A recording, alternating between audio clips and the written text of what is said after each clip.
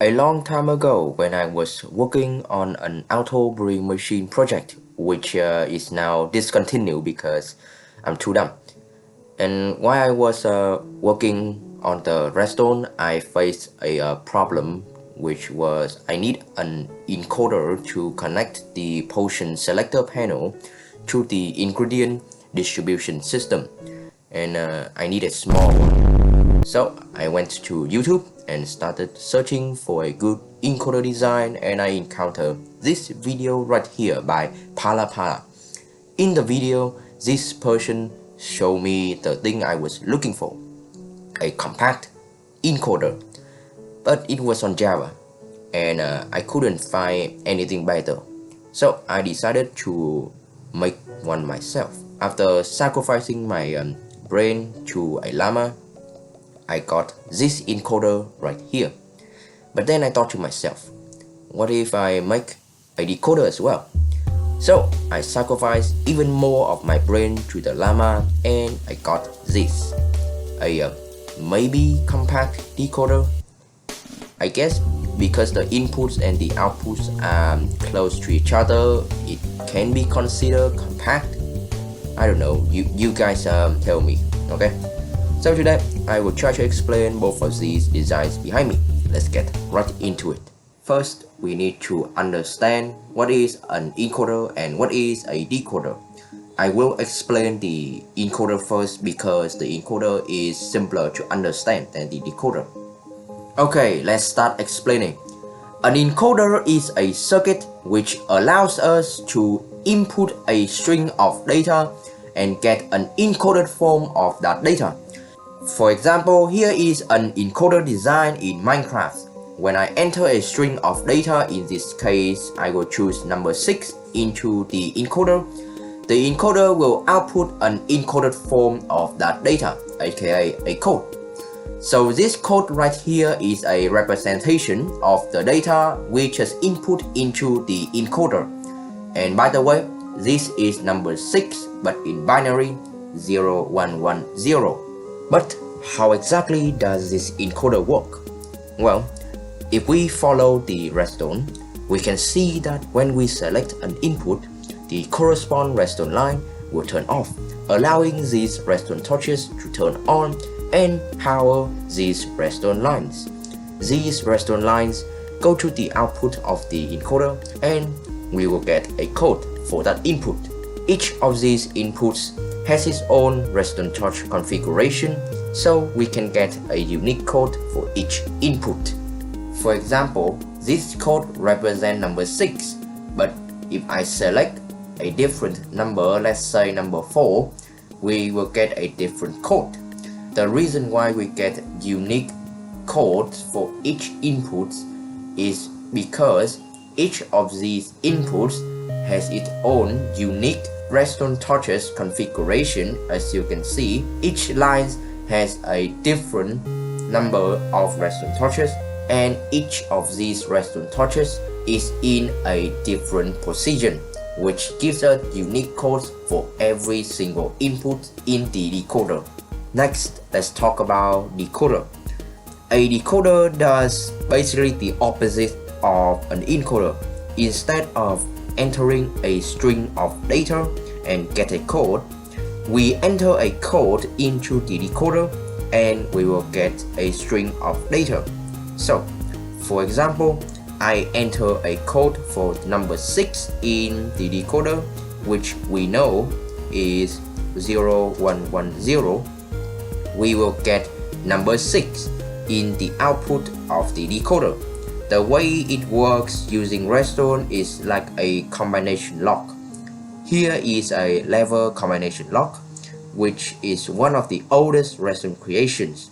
The way it works is, in order to get an output, this line needs to turn off, and that line will only turn off if we input a correct combination of levers. If we take a closer look, we can see that this line is being powered by this redstone torch. So if we power that redstone torch, the redstone line will turn off and we will get an output. Any other combination will not work because these levers power these repeaters, which power this redstone line, and thus no output.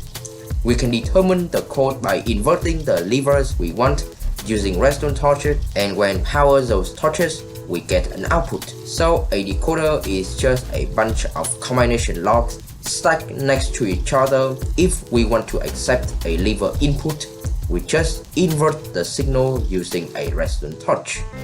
If you want to understand more about these two circuits, MathButWings has 2 videos for that. I will put links to these videos down in the description. I love Matt's video, okay? He cooks epic content and you should check it out. Okay, now using the knowledge I just gave you about these 2 simple designs, let's get into these 2 stupid designs.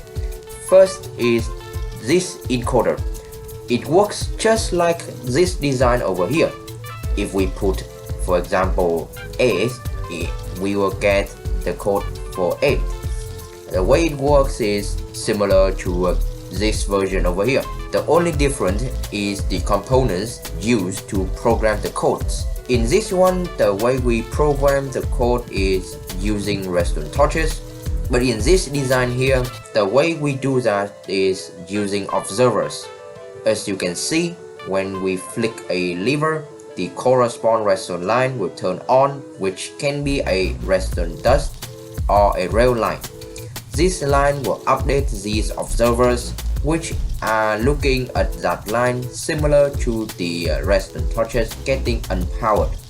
And these observers will power the redstone lines underneath similar to the redstone torches, and this line will go into the output. Now the output does look kinda stupid, but the output is just a bunch of flip-flops. We need these flip-flops because we want to turn pulses of the observers into constant power. And yeah, that's basically how this works. Now, can we expand this design? The answer is yes. It's just a bit unusual. So the way we can expand this design is by placing repeaters. But the way we expand this design is using observers and these pistons right here. The reason why we need these pistons is because we want to continue the redstone lines down here, but we still want to accept signals from observers, update and power the corresponding pistons. Those pistons will move the observers, causing them to update and power the redstone line. Next is the decoder. Now I know it looks very complicated, but it's not, kinda. Now if we input a code, for example for number 3, we will get a 3 in the output. The way it works is similar to this decoder, but the only difference is the component. So when we flick a lever, the corresponding redstone line will turn on, updating all of these observers and powering all these pistons, which push these observers up, except for these observers, because instead of getting pushed up, these observers get pulled down by sticky piston. This is basically the inverting action that we do in this decoder. But instead of using redstone torches, we are using sticky piston to invert the movement of specific observers compared to other observers. And if we input a code which exists in the decoder, we will get a complete observer line like this. And then if we just press this button, this line of rails will turn on, updating all these observers, but only one signal gets through. That signal goes through the observer line, which has all the observers down like this. This signal will get into the corresponding flip-flop similar to the encoder, and we will get an output.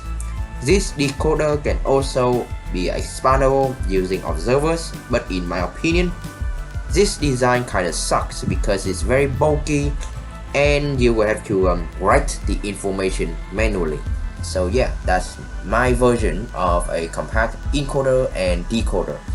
If you want to try these designs out, I have a wall download along with all of the research videos and music videos that I use in the description.